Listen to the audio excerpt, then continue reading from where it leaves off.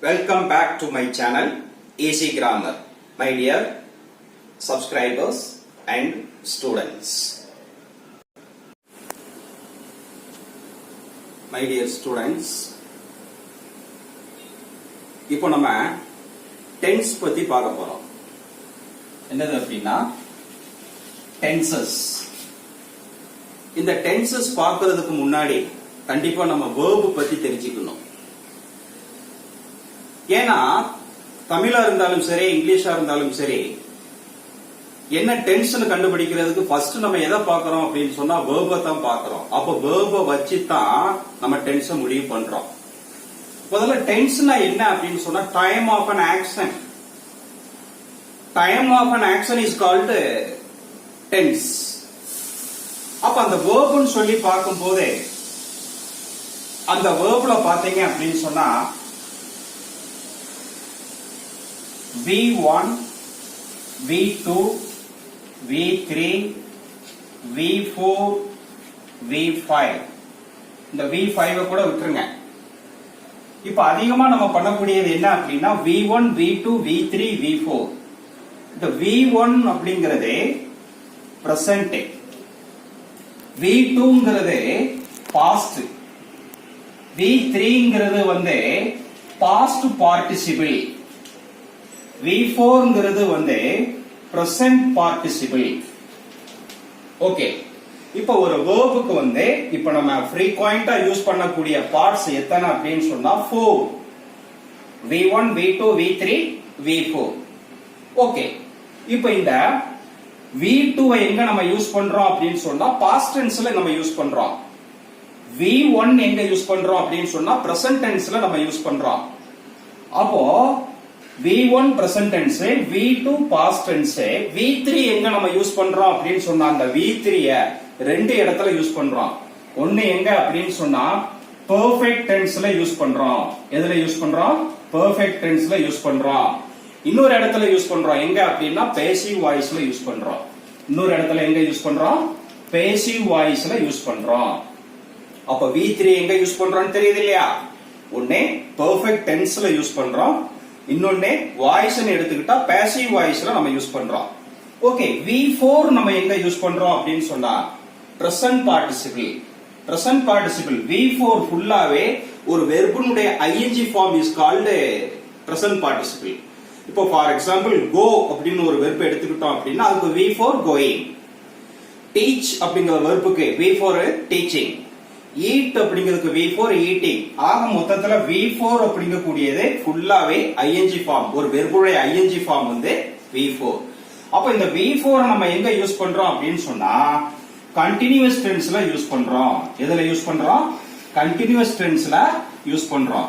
எப்படி கண்டினியூஸ் டென்ஸ்ல அப்படின்னு சொன்னா ஒரு B ஃபார்ம் வெர்புக்கு அடுத்து V4 வந்துச்சு அப்படின்னு சொன்னா அது கண்டினியூஸ் டென்ஸ். ஒரு B ஃபார்ம் வெர்புக்கு அடுத்து இந்த V4 யூஸ் பண்ணோம் அப்படின்னு சொன்னா அது கண்டினியூஸ் டென்ஸ். அது பிரசன்ட் கண்டினியூஸா பாஸ்ட் கண்டினியூஸா அப்படிங்கறத நம்ம எப்படி பார்க்கறோம்னு சொன்னா அந்த B ஃபார்ம் வெர்ப் என்ன டென்ஸோ அந்த continuous. For example is teaching அப்படின்னு சொல்றேன் அப்படின்னு சொன்னா அந்த இஸ்ங்கிறது B ஃபார்ம் வெர்ப்லயே பிரசன்ட் வெர்ப், அதனால அது பிரசன்ட் கண்டினியூஸ். இப்ப வாஸ் கம்மிங் அப்படின்னு நம்ம சொல்றோம் அப்படின்னு சொன்னா கம்மிங் V4, ஆனா அந்த வாஸ் அப்படிங்கக்கூடிய B4 வந்து past tense அப்படிங்கிறதுனால அது past continuous tense ஆகுது. ஆக மொத்தத்துல V1, V2, V3, V4 அப்படிங்கறத நம்ம பார்க்கிறோம். V1 அப்படினாலே verb 1. verbல வந்து இந்த நாலு பார்ட்ஸை வந்து நம்ம ஃப்ரீக்வென்ட்டா நம்ம என்ன செய்யறோம் அப்படின்னு சொன்னா யூஸ் பண்றோம். இப்போ இங்க V3 வந்து perfect tenseல யூஸ் பண்ணணும்னு சொன்னேன் இல்லையா? அந்த perfect tense எப்படி அப்படின்னு சொன்னா ஒரு have form verbக்கு அடுத்து இந்த V3 யூஸ் பண்ணோம் அப்படின்னு சொன்னா perfect tense. அது present perfectா past perfectaங்கறத எப்ப சொல்றோம் அப்படின்னு சொன்னா அந்த have form verb என்ன டென்ஸோ அதுக்கு தகுந்தார் போல. வேற ஒண்ணும் இல்ல, had completed அப்படின்னு வருது. அப்ப completedங்கிறது V3, ஆனா hadங்கிறது past tense. அப்ப அது past perfect. I have received your email, I have received your letter. அப்ப அந்த receivedங்கிறது V3, haveங்கிறது present. அப்ப அது present perfect. ஆக மொத்தத்துல நீங்க என்ன தெரிஞ்சுக்கிட்டீங்க அப்படின்னு சொன்னா இந்த V3 வந்து பெர்ஃபெக்ட் டென்ஸ்ல யூஸ் பண்றோம் அப்படின்னு சொன்னா எதற்கு முன்னால யூஸ் பண்றோம்? ஹேவ் ஃபார்ம் வெர்புக்கு முன்னாடி யூஸ் பண்றோம். V4 அப்படிங்கறத கண்டினியூஸ் டென்ஸ்ல யூஸ் பண்றோம் அப்படின்னு சொன்னா அந்த V4 எதற்கு முன்னாடி யூஸ் பண்றோம்னா ஒரு B ஃபார்ம் வெர்புக்கு அடுத்து நம்ம என்ன செய்யறோம்? யூஸ் பண்றோம். அப்ப இந்த இதுல நீங்க என்ன பண்றீங்க? B ஃபார்ம் வெர்ப்னா என்ன, ஹேவ் ஃபார்ம் வெர்ப்னா என்ன அப்படிங்கறத நம்ம தெரிஞ்சுக்கணும். ஓகேவா? சரி. இப்போ B ஃபார்ம் வெர்ப்ஸ் எல்லாம் என்ன அப்படிங்கறத நம்ம தெரிஞ்சுக்கணும்னு சொன்னேன். இப்போ அந்த B ஃபார்ம் வெர்ப்ஸ் இத என்ன சொல்றாங்க அப்படின்னு சொன்னா பிரைமரி ஆக்ஸிலரிஸ் சொல்லுவாங்க. இதுக்கு பேர் என்ன பேர் அப்படின்னா பிரைமரி ஆக்ஸிலரிஸ். அப்ப ஆக்ஸிலரிஸ் அப்படின்னு சொன்னாலே ரெண்டு, பிரைமரி ஆக்ஸிலரிஸ், மாடல் ஆக்ஸிலரிஸ் சொல்லுவாங்க. இந்த B form verbs, have form verbs, do form verbs இது எல்லாமே என்னது அப்படின்னு சொன்னா பிரைமரி ஆக்ஸிலரிஸ். இப்ப இங்க பாருங்க, நீங்க பாக்குறதுக்கு இங்க B form verbs, have form verbs, do form verbs tense வாரியா நான் என்ன செஞ்சிருக்கிறேன்னா உங்களுக்கு நான் கொடுத்திருக்கிறேன். இந்த மாதிரி ஆர்டராவே நீங்க என்ன செய்யணும்னா நோட் பண்ணிக்கணும். ஆர்டராவே இதை என்ன செய்யணும் அப்படின்னு சொன்னா மெமரைஸ் பண்ணிக்கணும்.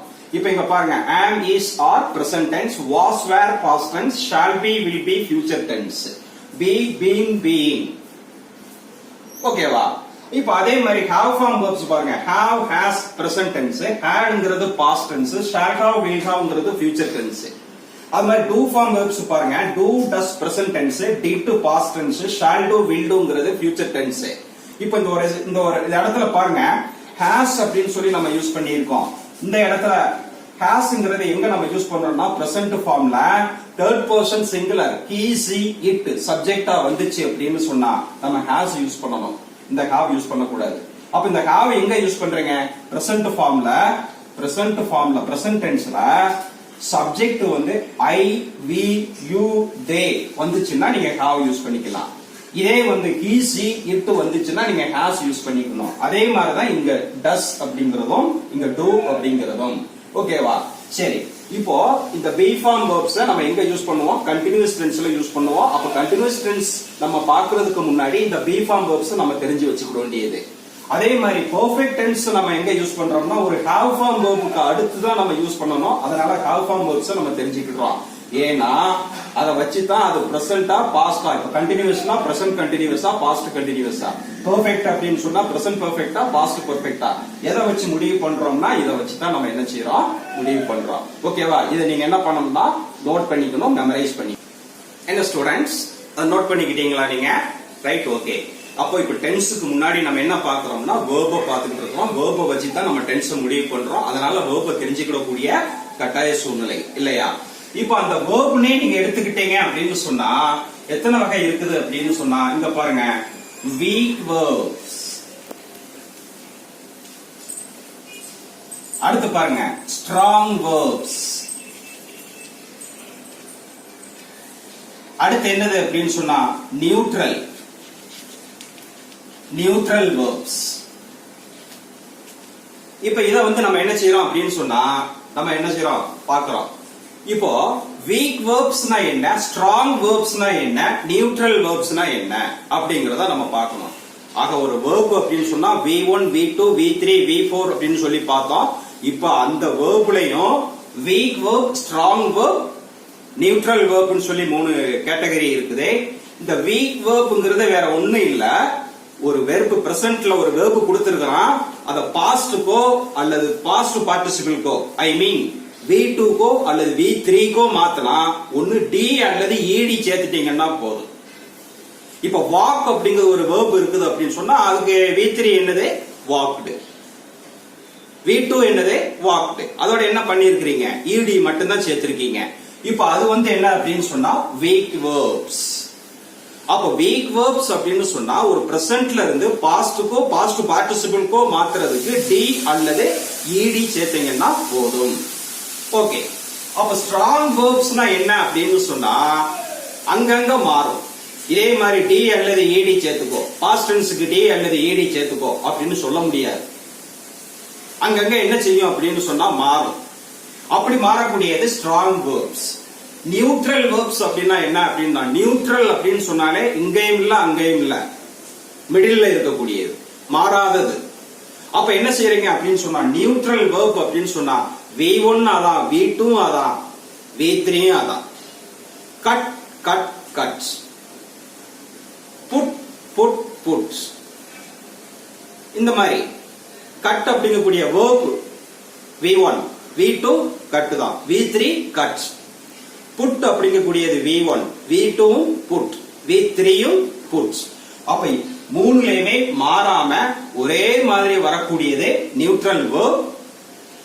அங்க V2 V3 அங்கங்கே மாறும். அது என்னது அப்படின்னா ஸ்ட்ராங் verbs. வீக் verbs அப்படின்னு சொன்னா பிரசன்ட்ல இருந்து, அதாவது V1ல இருந்து V2 கோ V3 கோ மாத்தினா, V2 அல்லது V3 க்கு மாத்தினா D அல்லது ED சேர்த்துடுதீங்க.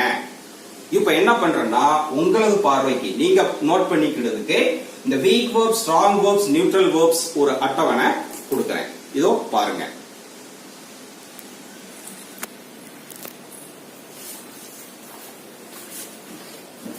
கீழே வச்சு எடுக்கலாமா, இதுல வச்சுக்கலாம்? இங்கே இருக்கட்டும்.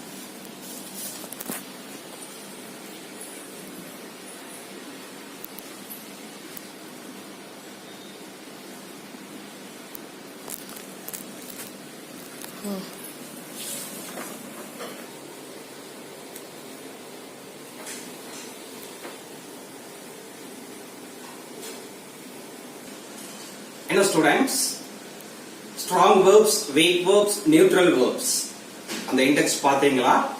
ரைட், அது நோட் பண்ணிக்கோங்க. நோட் பண்றது மட்டுமல்ல, மெமரைஸ் பண்ணிக்கோங்க. இப்போ நம்ம டென்ஸுக்கு போகலாம். நான் ஏற்கனவே சொன்ன மாதிரி டென்ஸ் என்றாலே டைம் ஆஃப் an ஆக்ஷன், அந்த டயத்தை மென்ஷன் பண்ணக்கூடியது. அது தமிழா இருந்தாலும் சரி, இங்கிலீஷா இருந்தாலும் சரி, அந்த வேர்பை வச்சுதான் நம்ம என்ன செய்யறோம் அப்படின்னா என்ன டென்ஸ்னு முடிவு பண்றோம். அவன் வந்தான் தமிழ்ல சொல்றீங்க, அது என்ன டென்ஸ்னு கேட்கும் போது அவன் என்ன சொல்றான்? கடந்த காலம் அப்படிங்கிறான்.